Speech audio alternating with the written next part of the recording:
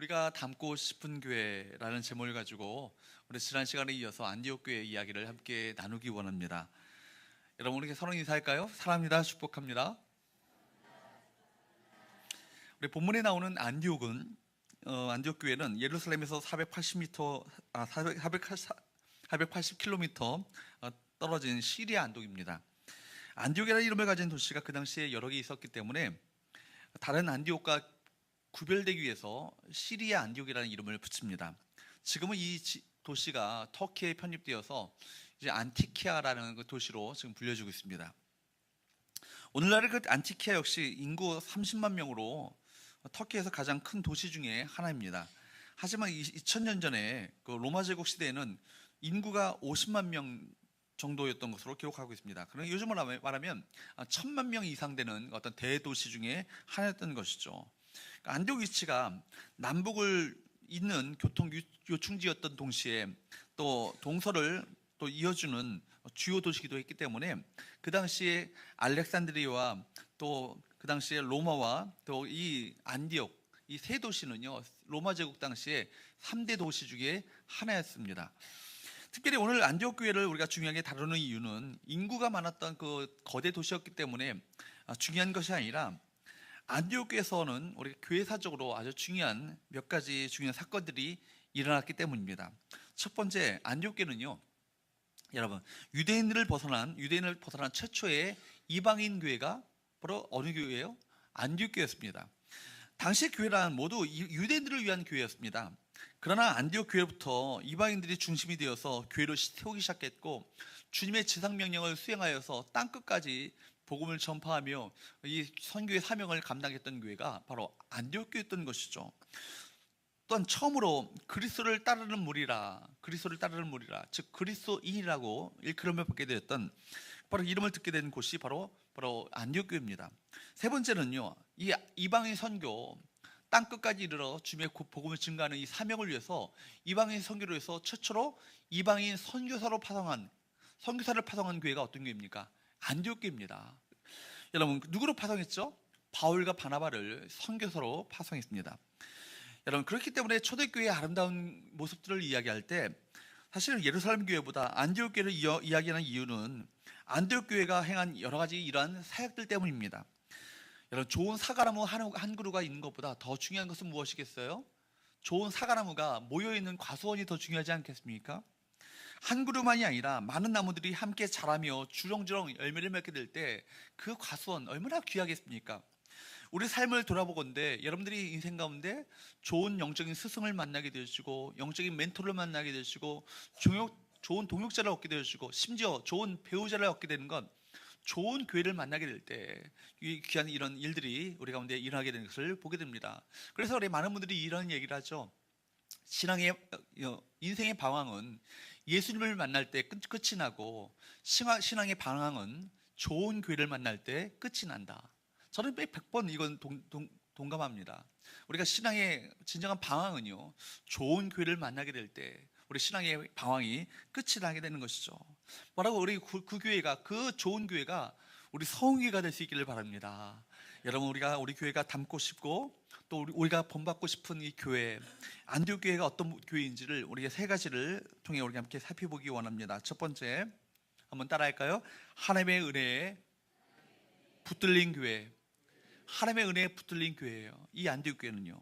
여러분, 안디옥 교회가 어떻게 생겨난 교회입니까? 여러분 아시는 것처럼요, 스데반의 박해로 인해서 말할 수 없는 핍박이 그 예루살렘 교회 가운데 임하게 됐죠. 그로 말미암아 세워진 교회가 결국 안디옥 교회입니다. 19절부터 21절까지 말씀을 한번 보도록 합니다. 19절부터 21절까지 말씀 같이 한번 읽어보도록 합니다. 시작. 그때 스데반의 일로 일어난 환란으로 말미암아 흩어진 자들이 베니게와 구브로와 안까지 이르러 유대인에게만 말씀을 전하는데 그 중에 구브로와 구레네 몇 사람이 안디옥에 이르러 헬라인에게도 말하되 주 예수를 전파하니 주의 손이 그들과 함께 계심에 수많은 사람들이 믿고 주께 돌아오더라. 아멘. 스데반의 순교로 말미암아 예루살렘 교회 가운데 심각한 혹독한 박해와 핍박이 임하게 됐죠. 그로 말미암아 그 환란을 피해서 사람들이 어쩔 수 없이 흩어지게 됩니다. 흩어지게 됐는데 그 사람들이 어디까지 가는 거예요? 여기 보니까 베니게에 가요. 또 구브로까지 가요. 심지어 어디까지 가냐? 안디옥까지 이르게 된 것입니다. 그런데 여러분 보십시오. 구브로와 여러분 베니게와 구브로에서는 많은 사람들이 복음을 전할 때 누구에게 전했을까요? 유대인에게만 복음을 전하는 거예요. 유대인에게만. 그런데 여러분 안디옥까지 와서는요, 유대인에게도 복음을 전하는 동시에 또 누구에게 복음을 전합니까? 몇 사람이요? 헬라인에게도. 헬라인은 뭘 말합니까? 이방인을 말하잖아요.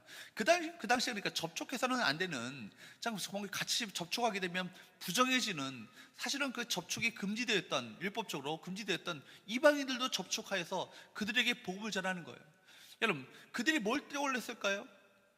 예루살렘과 온 유대와 사마리아와 땅 끝까지 이르러 내 증인이 되리라. 주께서 말씀하셨던 그 사명을 그들이 기억했을 거예요. 그럼 땅 끝이라면 어디일까요? 이방인에게도 복음을 전해야 주께서 원하셨던 이 지상명령이 성취될 것이 아니겠는가라는 마음을 가지고 그들이 바로 복음을 전했던 사람들이 누굽니까? 이 안디옥에 몇 사람이었어요. 그런 말미암아 안디옥 교회가 그거 세워지게 됐던 것이죠. 그럼 안디옥 교회는요, 이방인들이 세웠던 교회입니다. 이방인으로 구성된 최초의 교회가 바로 안디옥 교회입니다. 그리고 이방인 선교를 위해서 또 다른 이방인들을 위해서 선교를 위해서 또 선교사로 파송했던 교회가 어떤 교회예요? 이 안디옥 교회입니다. 그러니까 여러분, 우리가 이 교회가 얼마나 참 귀한지, 핍박에도 불구하고 그들이 결코 사명을 잃지 않고 사명을 감당했던 아름다운 교회였던 것이죠. 그리고 결국 주께서 가장 원하셨던 땅끝까지 이르러 주님의 복음을 증가하는 이 사명을 감당했던 그 교회가 바로 안디옥 교회였던 것이죠. 우리가 예수를 믿으면 복 받는다, 예수를 믿으면 만사 형통된다, 예수 믿으면 사업이 잘 된다, 여러분 이것도 그건 맞습니다. 그렇게 될 수 있습니다. 그러나 이것보다 더 중요한 것은 뭐예요? 예수를 믿고 고난을 받아도 그 고난을 고난으로 여기지 않는 신앙인 거예요. 여러분 예수님 때문에 당하는 희생이 있다 할지라도 그 희생을 희생으로 여기지 않는 거예요. 예수님 때문에 때로는 어려움을 당해도 그 어려움을 어려움으로 여기지 않는 그 신앙, 이것이 진짜 신앙 아니겠어요? 이것이 정금과 같은, 순금과 같은 신앙 아니겠습니까? 여러분 그렇기 때문에 이들은요, 스데반의 일로 일어난 이 환란은요, 사실은 이것이 도리어 무엇이 된 거예요? 복음 전파의 계기가 되었고, 교회가 세워지는, 안디옥까지 이르러 교회가 세워지는 놀라운 계기가 되었다는 것입니다. 그러므로 스데반의 일로 일어난 환란은요, 사실 고통이 아니라 도리어 축복이 되었던 것이죠. 여러분 사도행전 13장 이후부터 이방인에게 복음이 전해지는 사건이 기록되어 있습니다. 안디옥 교회에서 누구를 파송합니까? 바나바와 바울을 파송하죠. 선교사로 파송합니다. 그리고 이들이 이방인 사람들에게 복음을 전하기 시작하는 거예요. 누군가가 이런 전략을 세운 게 아니에요. 사람의 열심으로 만들어낸 일이 아닙니다. 환란으로 말미암아 흩어진 사람들이 헬라인에게도 복음을 전함으로 말미암아 안디옥 교회가 세워지게 되었고, 그 교회 또한 이방인 선교를 위해서 귀하게 사용되어지는 놀라운 역사를 바로 하나님께서 친히 일으키셨던 것입니다. 중요한 것은요, 이 복음이 유대인에게만 한정된 것이 아니라 이방 사람들에게도 전해졌다는 거예요. 스데반의 순교로 흩어진 사람들이 베니게에도 구브로에도 복음을 전했는데, 하필 유독 다른 교회는 왜 그렇게 베니게 교회는 잠잠하고 구브로 교회는 잠잠한데 왜 하필 유독 안디옥 교회만이 선교사를 파송하고 세계 선교의 그 센터가 되어지는 놀라운 축복을 누리게 되었는가? 안디옥 교회는요, 주님의 마음을 품었죠. 주의 마음을 따라 이방인, 유대인을 넘어서 이방인에까지, 헬라 사람들에게까지 복음을 전하기 시작했던 바로 그 교회가 되었기 때문입니다. 이방 사람들을 마음에 품고 유대인만이 아니라 이방인에게도 복음을 전하기 시작한 이 사역을 그들이 감당했던 것입니다. 이것이 바로 안디옥 교회가 세계 선교의 센터로, 정말 이방 선교를 위한 아름다운 교두보로 주께서 사용하셨던 중요한 이유가 되었던 것입니다. 사랑하는 여러분, 우리 모두에게 아버지 마음이 부어지고요, 이방 영혼들에게까지 그 영혼들을 위해서 기도하며 그들에게 복음을 전파하기 위해서 선교사를 파송하는 이 귀한 아름다운 사역들이 우리 서원교회에서도 많이 일어날 수 있기를 주님으로 축복합니다. 개인의 평안, 개인의 안정을 위해서 복음을 믿는 것이 아니라, 예수 그리스도를 믿는 정도가 아니라 내가 바로 복음의 증검다리가 되겠다, 우리 교회가 복음의 통로가 되어지고 정말 하나님의 복음을 증거하는 파이프가 되어야겠다, 이런 어떤 그의 마음 가운데, 그런 비전과 그 마음 가운데 품는 영적인 소원이 그들 가운데 있었던 것입니다. 예수 그리스도의 생명을 체험했기 때문에 더 이상 환난을 환난으로 여기지 않고 어려움을 어려움으로 여기지 않고, 오히려 이것이 환난을 주를 위해서는 핍박과 환난과 역경과 고난을 당한다 할지라도 장차 이것은 하늘의 영광으로 내게 주어질 것이다, 이 믿음을 가지고 그들이 그 환난에도 역경에도 고난에도 어려움에도 여러분 굴하지 아니하고 주의 복음을 증가하는 아름다운 교회가 되었던 것입니다. 바울 또한 그런 믿음이 있었잖아요. 현재의 고난은 장차 다가올 영광과 좋게 비교할 수 없도다. 이 믿음이 우리 가운데 있어야 되는 거예요. 안디옥 교회는 바로 그 믿음을 가지고 있었기 때문에 여러분, 주를 위한 희생과 주를 위한 어떤 고난과 어떤 그 핍박과 환난이 있다 할지라도 결코 굴하지 않는 믿음을 가지고 그 사명을 감당하는 교회가 되었던 것이죠. 여러분, 이런 성도들로 정말 붙들린 교회가 되었기 때문에 바나바가 안디옥에 도착했을 때 그들이 고백했던, 바나바가 고백했던 첫 마디는요, 그들 가운데 무엇이 충만했다고요? 하나님의 은혜가 충분하다, 이런 사실을 그가 고백했고 그렇게 인정했던 것입니다. 우리 한번 23절 말씀을 한번 보도록 할까요? 23절 말씀을 같이 한번 읽어보도록 합니다. 시작. 그가 이르러 하나님의 은혜를 보고 기뻐하여 모든 사람에게 굳건한 마음으로 주와 함께 머물러 있으라 권하니. 여러분, 은혜라는 게 뭐예요? 말씀드렸던 것처럼 은혜라는 것은 받을 자격이 없는 자들에게 부어주는 하나님의 호의, 이것이 은혜 아닙니까? 하나님의 선물. 그러니까 말하자면 구원받을 자격이 없는 자들에게 이 구원을 베푸신 이것이 뭐예요? 이게 은혜입니다. 그죠? 우리 모두가 그런 은혜를 받았죠.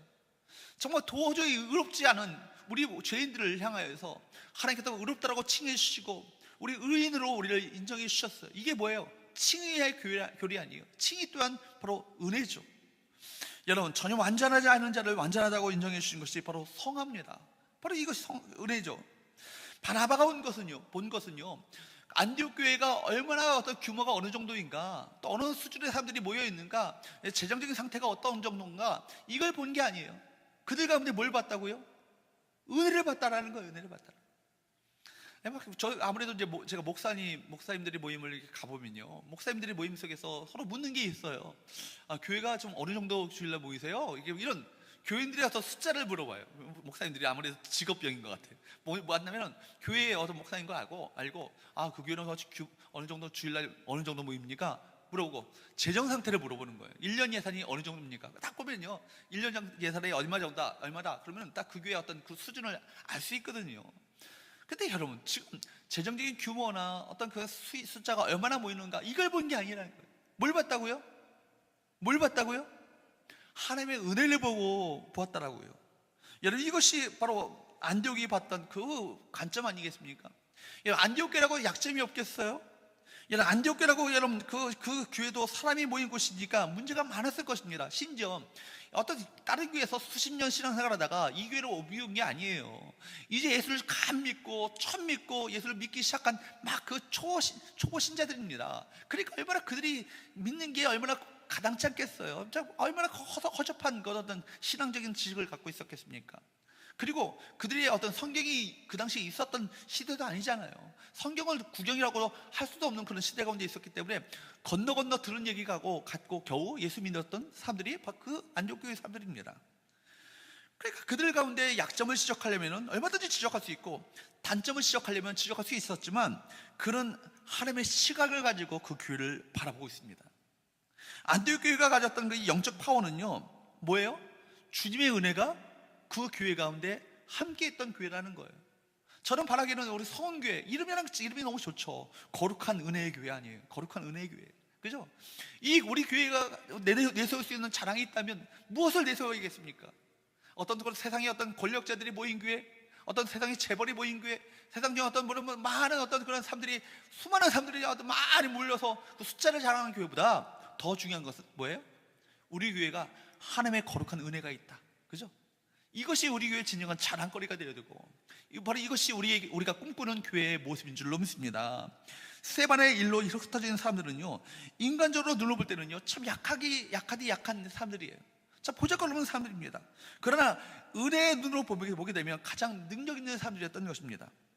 안디옥 교회가 위대한 사역을 할 수 있었던 것은 바로 이 하나님의 은혜에 붙들려서, 여러분, 하나님의 은혜에 붙들려서 엄청난 영향력을 행사하는 교회가 되었기 때문에, 여러분, 바로 이방 선교까지 감당하는 아름다운 선교의 센터로 사용되어지는 놀라운 축복이 그들 가운데 있었지 않겠습니까? 자신의 한계를 뛰어넘어서 이방인까지 복음을 전하는, 사실 그들 안에도 얼마나 많은 해결할 문제가 많이 있었겠어요. 그죠? 그들이 얼마나 그 가난한 교회였겠습니까? 그 당시에 글라디오 황제 때 심각한 흉년이 들었다고 그 본문의 배경에 보면은 이야기하는 거 보면 그들도 재정적으로도 그들 하루하루 먹고 살기도 힘겹고 어려웠을 거예요. 그러나 선교사를 파송하고 그 선교사를 후원하는 아름다운 교회가 될 수 있었던 것은 바로 이 주님의 은혜에 붙들린 교회가 되었고, 주님의 은혜에 붙들린 교회가 되어서 하나님의 마음을 품고 이 이방 세계까지 복음을 전하고자 하는 사명에 붙들린 교회가 되었기 때문에 아름다운 이 영적 영향력을 끼치는 교회가 되었던 것입니다. 저는 우리 성교회가 이런 교회가 되기를 꿈꿉니다. 세상 사람들이 볼 때 참 낡은 예배당에 모여서, 그죠? 요즘 얼마나 삐까뻔쩍한 예배당 많습니까? 제가 전에 섬겼던 교회가 120억을 들여서 예배당을 지었어요. 120억 예배당 지니까요, 얼마나 음향이고 뭐 인테리어고 삐까뻔쩍한지 몰라요. 근데 저는 성원교회가 더 좋습니다. 아멘. 제가 담임 목사라서가 아니라 우리 교회가 좀 더 순수한 것 같아요. 더 순수하고 참 우리가 진실된 분들이 많이 모여서 신앙생활 하는 것 같아요.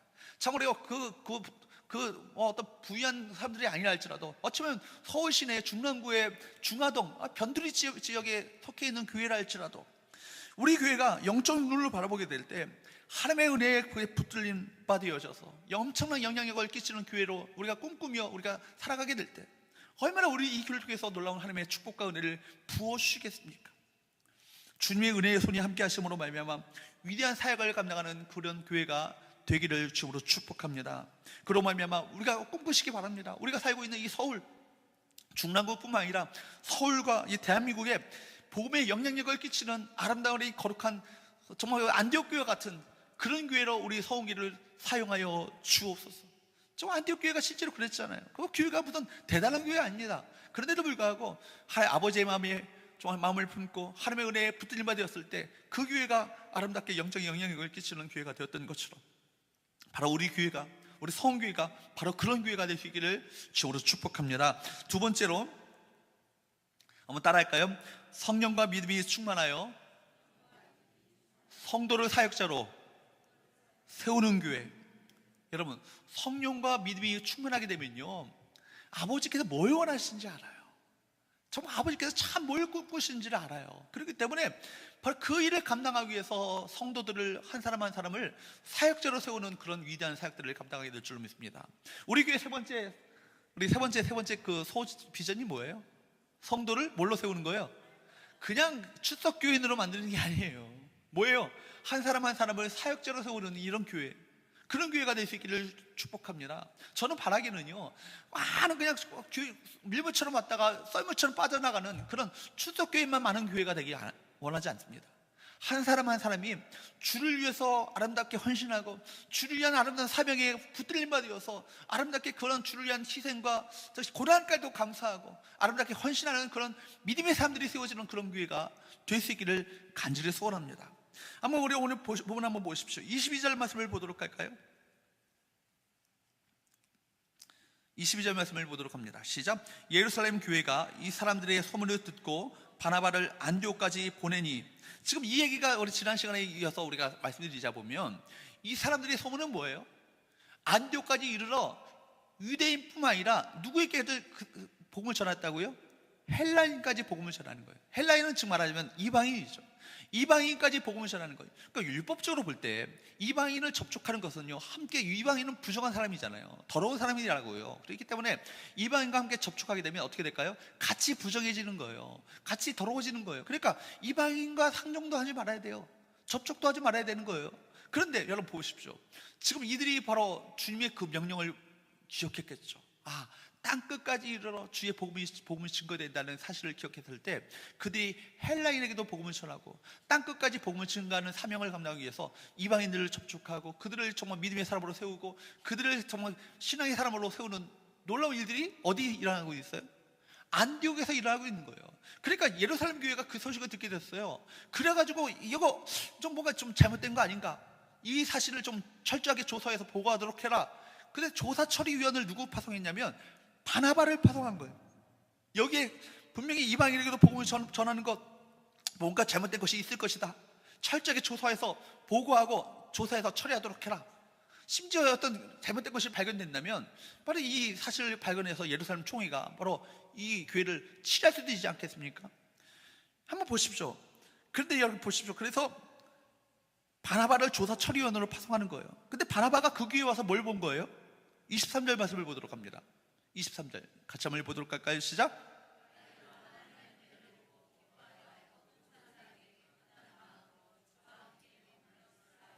사실은 지금 예루살렘 교회가 바나바를 왜 파송했어요?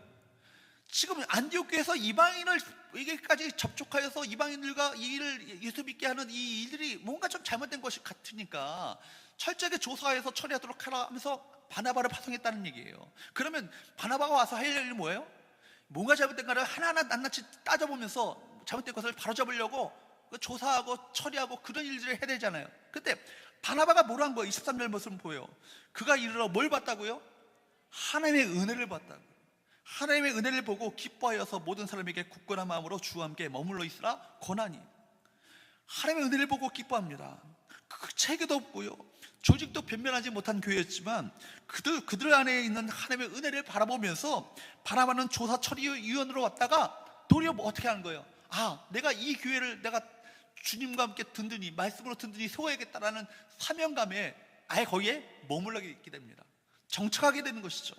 그리고 그 교회에서 본격적으로 사역을 시작하는 거예요. 목회를 시작하는 거예요. 이에 대해서 성경은요, 바나바가 그렇게 할 수 있었던 이유를 설명하고 있습니다. 24절 말씀을 보도록 할까요? 24절 시작. 바나바는 착한 사람이요 성령과 믿음이 충만한 사람이라 이에 큰 무리가 주께 더하여 지더라. 여러분, 이 말씀을 보면요, 원문에는요, 우리 개역성경에는 없는 단어인 왜냐하면이라는 말이 들어있어요. 근데 사실 제가 성경 번역하는 학자들이 이런 접속사들을 빼먹는 것에 대해서 저 분개합니다. 왜냐하면 접속사들이 들어가야 성경의 문맥들을 정확하게 살릴 수 있고 들을 수 있는 건데, 접속사들이 빼먹는 경우가 많이 있거든요. 그러니까 접속사를 넣어야 이것이 23절과 연결된 이 말씀이라는 것을 알 수 있게 되는 거예요. 그가 왜 하나님의 은혜를 보고 기뻐하며 그가 조사 처리로 왔다가 안디옥에서 머물러서 아예 본격적으로 목회를 하게 되었는가? 이것이 24절의 이유라는 거예요. 다시 한번 24절 말씀을 보세요. 24절에 그래서 앞에다가 왜냐하면이라는 말을 넣어서 한번 읽어보도록 합니다. 시작. 왜냐하면 바나바는 착한 사람이요 성령과 믿음이 충만한 사람이라 이에 큰 무리가 주께 더하여 지더라. 아멘. 그러니까 제가 이걸 만약에 그 원문에 따라서 한번 번역을 23절과 24절을 우리 번역해 보면 이렇게 번역할 수 있는 거예요. 한번 읽어보도록 할까요? 시작. 그가 이르러 하나님의 은혜를 보고 기뻐하여 모든 사람에게 굳건한 마음으로 주와 함께 머물러 있으라 권하니. 왜냐하면 바나바는 착한 사람이요 성령과 믿음이 충만한 사람이기 때문이다. 무슨 얘기입니까? 바나바가 사실 조사 처리로 와서 이들에게 어떤 그 잘못된 것을 하나하나 따져보면서 오히려 이들을 정죄하고 심판하고 그런 일들을 감당하지 않고 도리어 이 그들 가운데 있는 하나님의 은혜를 바라보면서 그들에게 주와 함께 머물러 있으라고 권하며 오히려 목회를 시작해서 할 수 있었던 이유가 그 사람이 어떤 사람이었기 때문에, 착한 사람이었기 때문에, 또 어떤 무엇으로 충만했다고요? 믿음으로 충만했기 때문에, 또 성령으로 충만했기 때문에 그렇게 할 수 있었다라고 말하고 있습니다. 그렇습니다. 여러분, 착한 사람이요 믿음과 성령이 충만하게 되면 우리 가운데 무엇이 들어올까요? 아버지의 마음이 우리 가운데 들어와요. 아버지 하나님의 마음이 들어온다고요. 그러니까 한 영혼 한 영혼을 향한 아버지의 마음이 우리 가운데 들어오게 되면, 그러면 그 아버지의 마음을 가지고 사람들을 바라보게 되면 사람들의 그 단점과 연약함과 또 정죄받아야 될 그 부분보다 무엇으로 그들을 바라보게 될까요? 은혜의 시각을 가지고 그들을 바라보게 되는 거예요. 은혜의 눈으로 그들을 바라보게 되는 거예요. 성령과 믿음이 충만했기 때문에 그들을 하나님의 은혜의 관점으로 그들을 바라보며 말씀으로 권면하며 말씀으로 세워주는 그 역할을 그들이 감당했던 것이죠. 그래서 사실 그들을 문제점을 조사해 보고해야 될 그가, 조사 처리원으로 문제점을 조사하고 철저하게 그들을 단죄해야 될 그가 오히려 말씀으로 그들을 권면하며 또 세워주며 사역자들을 키워나가고자 하는 그 비전을 마음 가운데 품게 되는 거예요. 사랑하는 여러분, 그래서 성경은요 이 바나바에 대해서 이렇게 이야기하면서 우리가 바나바를 통해서 배울 수 있는 영적인 리더십이 몇 가지를 우리가 볼 수 있는 것이죠. 첫 번째는 뭐예요? 바나바는 착한 사람이었다고. 성경에서 여러분 착한 사람이요라는 말이요, 사실 성경을 보게 되면 여러분 자세히 보십시오. 착한 사람이라는 말이 다른 곳에서 있는 것이 아니에요. 바나바에게만 사용하고 있는 것을 우리가 보면서 놀라게 됩니다. 그래서 이 표현을 쓰지 않아요. 착한 사람이요. 그러니까 바나바는 자기 생각보다 하나님의 뜻을 더 존중히 여기는 사람이었고, 아버지의 성품을 따라 삶을 살았던 사람이 바로 바나바였다라는 거예요. 또 다른 뭐예요? 두 번째는 뭐예요? 무엇이 충만했다고요? 믿음과 성령이 충만했던 사람이라고요. 여러분, 지금 영적 리더십을 가지고 성령으로 충만한 사람, 믿음으로 충만한 사람이 되었다는 것입니다. 또 세 번째는요, 사도행전 4장에 보게 되면 이미 바나바에 대해서 소개한 적이 이미 사도행전 4장에 있는데, 우리 36절 37절 말씀을 보도록 할까요? 한번 읽어보도록 합니다. 시작. 구볼에서 난 레위족 사람이 있으니 이름은 요셉이라, 사람들이 일컬어 바나바라 번역하면 위로의 아들이라 하니 그가 밭이 있음에 팔아 그 값을 가지고 사도들의 발 앞에 두니라. 그러니까 여러분 본문 한번 보십시오. 이 말씀 보면은 이 사람의 본명이 뭐예요? 본명이 뭐예요? 본래 이름 요셉이죠. 요셉인데, 그러니까 그때 사도들이 뭐라고 이름을 붙여준 거예요? 바나바라고. 바나바라 이름 뜻이 뭐라고요? 위로의 아들이라고요. 그러니까 위로의 아들, 이전 개역 한글판에 보게 되면 그걸 뭐라고 번역했냐면 권위자라고. 권위자. 그러니까 권위자라고 옛날에 번역하니까 이걸 잘못 알아들어가지고 목이 뻣뻣한 사람을 권위자 그렇게 생각한 거예요. 근데 그 권위자가 아니에요. 권위자라는 말은 권면하고 위로하는 사람이라는 얘기예요. 이걸 권위자로 잘못, 목이 뻣뻣한 사람으로 잘못 생각하니까, 그러니까 위로의 아들이라고 개정판에는 이 번역을 다시 했어요. 영어 성경 보면은 son of encouragement예요. 그러니까 우리를 위로하고 격려하며 용기를 북돋아주는 사람, 그 사람이 누구였다는 거예요? 바나바였다는 거예요. 이걸 자기가 스스로가 이름을 붙인 게 아니에요. 오늘부터 내가 바나바입니다. 저를 이제부터 요셉이라 부르지 마시고 바나바라고 불러주세요, 이렇게 말하는 게 아니라는 거예요. 뭐예요? 누가 그렇게 불렀다고요? 사도들이 보았다고요. 사람들이 봤다고요. 사람들이 보고 저 사람은 정말 위로의 아들이라고 그렇게 별명을 붙여줬다는 얘기입니다. 여러분, 그러니까 무슨 얘기입니까? 그 당시에 여러분 초대교회에 얼마나 많은 일들이, 힘든 일이 있었겠어요. 오늘날처럼 종교의 자유가 있었던 시대가 아니잖아요. 심지어 여러분 그 당시에 어떤 오늘날처럼 우리가 모든 것이 풍족하고 풍요로운 시대 가운데 살았던 시대가 아니에요. 글라우디오 그 황제 때 심각한 흉년으로 말미암아 많은 사람들이 아사하는, 그런 굶어 죽어가는 일들이 많이 발생했던 시대입니다. 그리고 그것도 외부적인 어떤 그런 종교의 박해로 말미암아 로마 제국의 그 핍박과 유대교의 박해로 말미암아 많은 사람들이 죽임을 당하는 그 시대 가운데 있었어요. 그러니까 나 도저히 이제는 예수 믿는 거 못 하겠어요. 나 이제 신앙 못 가지겠어요. 다시 나 세상으로 갈래요. 이렇게 떠나가는 사람들이 얼마나 많았겠어요. 너무나도 이제 하루하루 살아가는 것이 너무 힘들어요. 이렇게 마음 가운데 상처를 입고 마음 가운데 힘들어하며 고통받고 있는 사람들이 얼마나 많았겠습니까? 근데 그들에게 뭐예요? 바나바는 무슨 역할을 했다는 거예요? 위로했다라는 거예요. 격려했다라는 거예요. 그들을 품어줬다는 거예요. 당신 흔들리지 말라고. 여러분 마음 가운데 굳건한 마음을 가지고 주와 함께 머물러 있으라고, 주께 붙어 있으라고 끝까지 그들을 격려하고 위로하며 세워주는 역할을 했던 사람이 누구라는 거예요? 바로 바나바였다는 거예요. 여러분, 많은 사람들이 초대교회 안에 시험 들어 힘들어하는 사람들을 잘 위로하고 늘 격려를 아끼지 않았던 사람, 그 사람은 항상 위로와 격려, 다른 사람을 칭찬하고 정말 세워주는 그런 은사가 있던 사람이 바로 바나바였습니다. 그랬던 그가 자신이 갖고 있었던 물질도 기꺼이 교회를 위해서 헌신했던 사람, 이것이 바로 또 바나바가 사도행전 4장에 나오는 바로 바나바의 어떤 인생이었던 것이죠. 그래서 그의 아름다운 물질적인 헌신이 초대교회의 아름다운 재정적인 기반이 되었고 기초가 되었던 그 사람이 바로 바나바였던 것입니다. 여러분, 우리 이 바나바의 인생을 통해서 몇 가지 우리가 볼 수 있잖아요. 우리가 초대교회, 그러므로 크리스찬 리더십은요, 무엇보다도 인격이 바탕이 되어 있어야 되는 거예요. 성품이. 세상 사람들은 그가 갖고 있는 능력으로 인정받을 수 있습니다. 그가 갖고 있는 어떤 재정적인 어떤 상태에 따라서 그것 때문에 인정할 수 있어요. 때로는 어떤 그가 갖고 있는 전문성 때문에 인정할 수 있지만, 그러나 사람을 품고 사람을 진정으로 변화시키는 것은, 그 힘은 어디에서 나와요? 인격에서 나오는 거예요. 성품에서 나오는 거예요. 자신과 다른 사람을 인정할 수 있고, 자신과 다른 사람을 오히려 품어줄 수 있고, 다른 사람을 오히려 세워줄 수 있는 그런 인격, 성품, 이것이 다른 사람에게 영적인 영향력을 미칠 수 있는 중요한 통로가 된다는 것입니다. 크리스찬 리더십의 또 다른 하나는 뭘까요? 영적 리더십이에요. 지금 오늘 성경에서 보는 것처럼 성령과 믿음으로 충만한 사람이에요. 여러분, 교회에서 가장 여러분 영적 리더들이 세워질 때, 여러분 중직자들이 세워질 때 어떤 관점을 가지고 그 사람을 세워야 될까요? 이 사람이 정말 성령으로 충만한 사람인가? 이 사람이 정말 믿음으로 충만한 사람인가? 정말 이 사람이 정말 기도하는 사람인가? 이런 관점을 가지고 사람을 세워야 그 교회가 건강한 교회가 됩니다. 사랑하는 여러분, 앞으로도 우리 교회 안에 많은 일꾼들이 세워질 때, 여러분들이 그 일꾼들을 세울 때 어떤 관점을 가지고 그 일꾼을 세울 것인가를 잘 생각하셔서 일꾼을 세울 수 있기를 바랍니다. 성령으로 충만한 사람, 정말 그리고 믿음으로 충만한 사람, 기도의 사람을 세울 수 있는 저와 여러분 되시기를 주님으로 축복합니다. 이제 우리 바나바를 통해서 배울 수 있는 크리스천 리더십의 세 번째 특징이 뭐예요? 위로와 격려 아니에요. 오늘 말 그대로 바나바는요 위로와 격려의 사람이었어요. 여기에서 우리가 알아야 될 것이 있어요. 아까 얘기한 것처럼 바나바는 자기 스스로가 이름을 붙인 이름이 아니었다라는 거예요. 사람들이 그에게 붙여준 이름이 바로 바나바입니다. 초대교회 사도들이 그가 하는 행동을 보고 그의 삶을 바라보면서 그의 생활 태도를 바라보면서 그에게 붙여줬던 그 별명이 뭐예요? 위로의 사람, 위로의 아들 아니에요. 여러분의 인생을 바라보면서 사람들이 여러분을 뭐라고 일컬으겠습니까? 여러분을 바라보면서 저 사람은 정말 위로하는 분이에요. 정말 격려를 아끼지 않는 분이에요. 늘 저 사람이 입술을 통해서 다른 사람의 약점보다도 장점을 정말 함께 칭찬하고 인정해주는 사람이라고. 여러분, 그런 위로의 사람이라 일컬음을 받게 되시는 저와 여러분 되시기를 주로 축복합니다.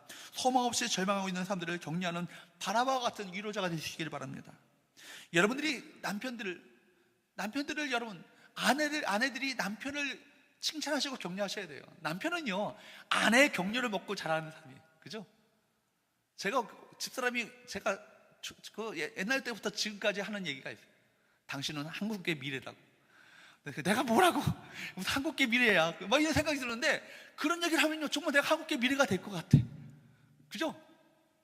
전혀 여러분들이 인정 안 하셔도 저는 아내 칭찬만 하면 됩니다.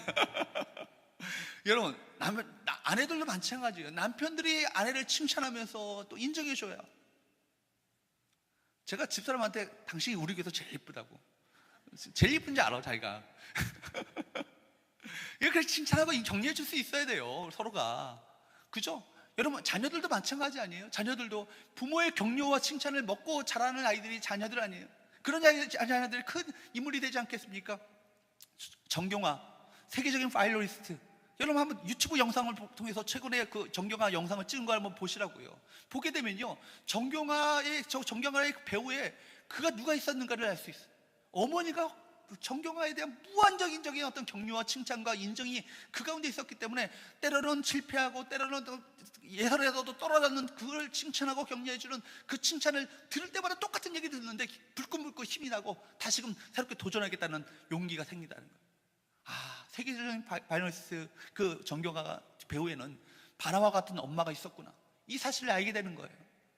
여러분, 부모님을 향해서 우리 자녀들 마음껏 기쁨과 용기를 북돋아주는 우리 바나바와 같은 자녀들 있기를 축복합니다.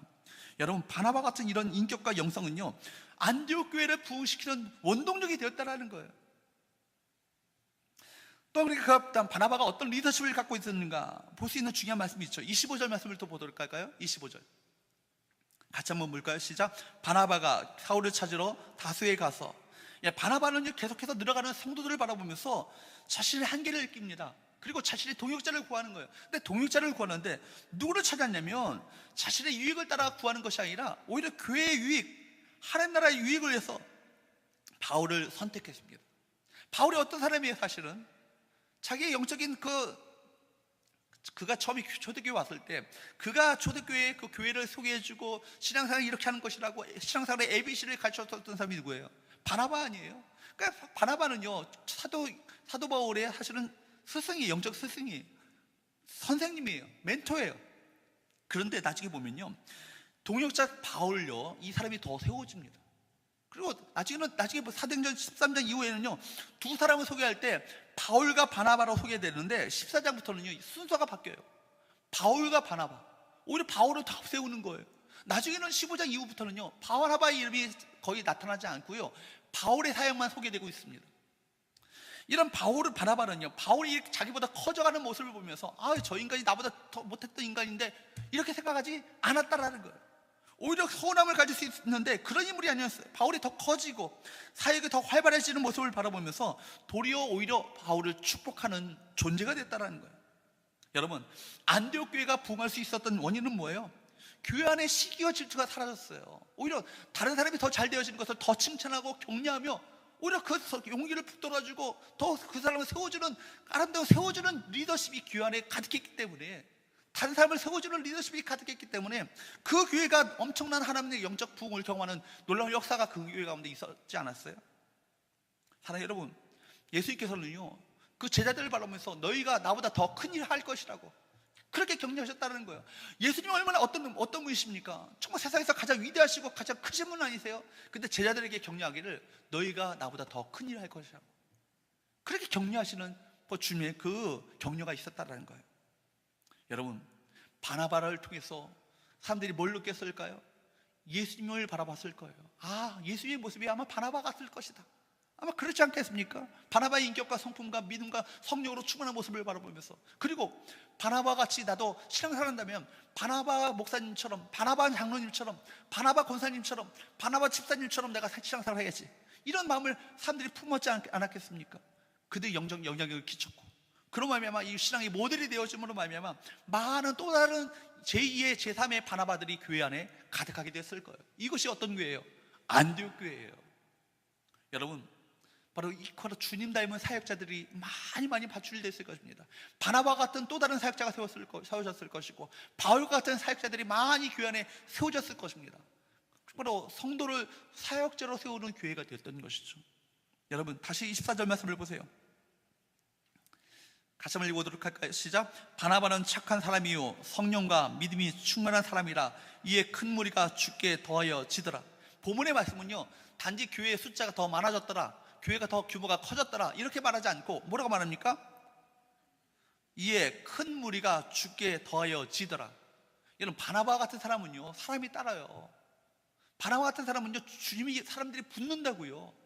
여러분 인생 가운데 정말 바나바 같은 아름다운 믿음과 성령으로 충만하게 되어지고 착한 사람이 되어질 때, 여러분 인생 가운데 정말 여러분을 통해서 사람들이 더해지는 역사가 일어나게 될 것이고, 여러분을 통해서 주 앞에 주님을 믿게 되시는 놀라운 전도의 기회가 더 많이 열려지게 될 거예요.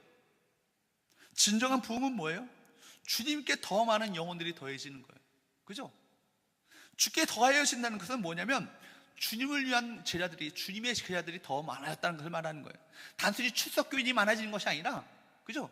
교회 숫자, 어떤 출석 인원이 더 많아진 것이 아니라 주님을 위해서 헌신하고, 주님을 위해서 사역하고, 주님을 위해서 아름답게 한 그 아름다운 일들을 감당하는 주님의 헌신자들이 더 많아졌다는 것을 성경은 우리에게 말해주고 있는 거예요.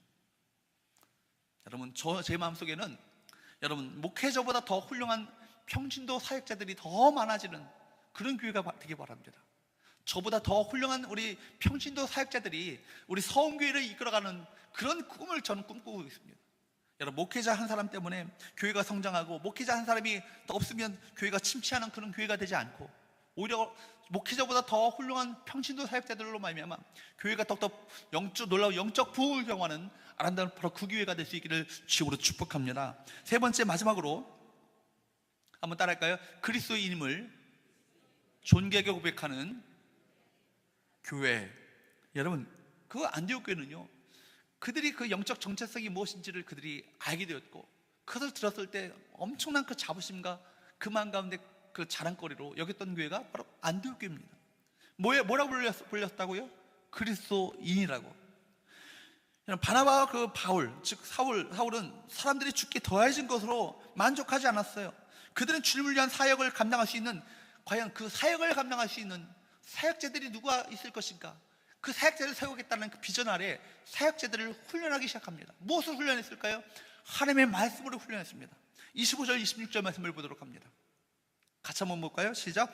바나바가 사울을 찾으러 다소에 가서 만남에 안디옥에 데리고 와서 둘이 교회에 1년간 모여있어 큰 무리를 가르쳤고, 제자들이 안디옥에서 비로소 그리스도인이라 일컬음을 받게 되었더라. 여러분, 큰 무리가 더해진 것으로 만족한 게 아니에요. 큰 무리가 더해진 그 사람들을 주님을 위한 헌신자, 주님을 위한 사역자로, 성도들을 사역자로 세우는 그 비전 아래 그들이 몇 년 동안, 1년 동안 말씀을 계속해서 가르치는 거예요. 1년 동안 하나님의 은혜를 입은 안디옥 교인들을 바나바와 바울이요 양육하기 시작합니다. 사람을 세우고 주의 복음을 사역을 감당할 수 있는 그런 자들을 세우고자 하는 그 일념 아래 그들을 훈련시키는 거예요. 그 결과 어떻게 해요? 안디옥 교회가 세워지겠다는 거예요. 그리고 이 안디옥 교회가 시작됨으로 말미암아 처음으로 그 지역에서 뭐라고요? 그리스도인이라 일컬음을 받게 되었더라. 그들이 정말 그리스도인이라고 일컬음을 받게 되는 놀라운 역사가 나타났다는 거예요. 여러분, 그리스도인이라는 이 별명은요, 유대인들이 붙인 별명이 아니에요. 유대인들이 붙인 별명이라면 나사렛 땅이라고 아마 불렀었겠죠. 또 제자들이 붙인 이름도 아니에요. 제자들이 붙였다면 사도당이라, 그죠? 자기를 따르는 그 바나바당이라, 그죠? 바울당이다, 뭐 이렇게, 뭐 베드로당이다, 이렇게 이름을 붙였겠죠. 그렇지 않았어요. 그리스도인이라는 이름은요, 안디옥에 살고 있었던 많은 이방 사람들이 그들을 바라보면서 붙였던 이름이라는 거예요. 성도를 바라볼 때 그들은 일반 사람들과 구별된 삶, 거룩한 삶을 사는 그 모습을 바라보게 되었고, 그들을 뭐라고 불렀다고요? 그리스도를 따르는 무리라고, 그리스도를 진정으로 따르는 무리라고, 그렇게 그리스도인이라고 이름을 붙이게 됐다는 거예요. 여러분, 그들이 그리스도인이라고 산 사람들이 자리를 불렀을 때 여러분 얼마나 그 마음 가운데 이것을 자부심으로, 영적 정체성으로 그들이 삼았겠습니까? 그죠? 여러분, 그 당시에 성도들은요, 로마 제국의 보호를 받지 못하고 심지어 유대교의 핍박을 받고 있었지만 그리스도인이라는 이 영적 정체성, 이 이름을 듣는 것을 자랑으로 여겼고 영광으로 여겼다는 거예요. 우리 모두에게도 이런 자랑과 영광이 바로 있게 되길 바랍니다. 내가 그리스도인이라고, 참으로 정말 당신이야말로 예수님을 진정으로 따르는 삶이라고 그렇게 인정해 줄 수 있다면 이것이야말로 얼마나 영광이겠어요. 오늘 본문에 보게 되면 글라우디오 때에 흉년이 들었다는 말씀을 보게 되면 본문의 시간이, 배경이 주후 46년에서 48년, AD 46년에서 48년 때임을 알 수 있습니다. 글라우디오 황제는요, 황제 숭배를 강조했던 아주 대표적인 인물이에요. 그리고 그 다음에 이어진 황제가 누군지 아십니까? 네로 황제예요. 네로 황제 때 얼마나 심각한 핍박이 왔습니까? 그러니까 로마 시대를 밝히는 횃불들을 태우는 그 기름은 그리스도인의 그 몸에서 짜낸 그 기름이었다라고, 그런 기록이 있어요. 그만큼 수많은 사람들이 예수님 믿는다고 죽임을 당했고, 그 사람들의 그 시체에서 기름을 짜내가지고 로마 시대를 밝히는 기름으로 태웠다는 거예요. 얼마나 많은 사람들이 그 불태움을 당하는 화형을 당했습니까? 얼마나 많은 사람들이 그 원형 경쟁에서 짐승의 밥이 됐습니까? 얼마나 많은 사람들이 글래디에이터, 그 검투사들의 어떤 그런 창에 찔림을 받아서 죽임을 당했습니까? 참수형을 당하는 사람들이 있었어. 몸에 가죽을 벗김을 당하는 사람들이 있었어. 그런 핍박을 속에서도 그들이 그 마음 가운데 내가 그리스도인인 것이 자랑이요 영광으로 여기는 이 영적 정체성을 결코 그들이 놓치지 않았다는 거예요. 여러분, 자그마치 이때부터 250년 동안 교회는요, 혹독한 핍박과 박해가 부닥치게 됩니다. 그럼에도 불구하고 교회는요, 복음을 계속해서 뻗어나갔고, 로마 제국을 결국 무너뜨렸던 이 영적 힘이 어디 있었어요? 그들 스스로가 그리스도인임을 자랑으로 여기고 영광으로 여겼던 영적 정체성이 바로 거기에서 바로 그 힘이 있었던 거예요. 사랑하는 여러분, 바나바는요, 말년에 고향인 구브로에 가서 사역을 합니다. 그리고 구브로에 가서 복음을 전하다가 순교를 당했습니다. 고향 사람들 앞에서 참혹한 죽음을 당했습니다. 왜요? 내가 그리스도인임을 포기하지 않았기 때문에. 바울 역시요, 지하 감옥에서 같이 지내다가 참수형을 당해요. 왜요? 그리스도인임을 포기하지 않았기 때문에. 바울에 이어서 안디옥 교회 담임 목사, 감독이 되었던 이그나티우스, 이 사람 역시요, 크리스찬임을 고수하다가 결국 사자의 밥이 되었습니다. 왜요? 그리스도인임을 포기하지 않았기 때문에. 이것을 오히려 자랑으로 영광으로 여겼기 때문에. 그들은 분명히 알고 있었습니다. 여러분, 이 세상에 있는 어떤 존재보다 그들 안에는 예수 그리스도, 그분이 가장 크신 분이심을, 그들 안에, 그 안에 있는 예수 그리스도야말로 내 생명보다 더 귀중한 소중한 분이심을 알았기 때문에 온갖 핍박과 박해에도 굴하지 아니하고 영적 정체성을 가지고 세상을 이기는 믿음이 되었다는 거예요. 저는 바라기는 우리 성교회가 그런 믿음의 사람들이 가득한 교회가 될 수 있기를 주님으로 축복합니다.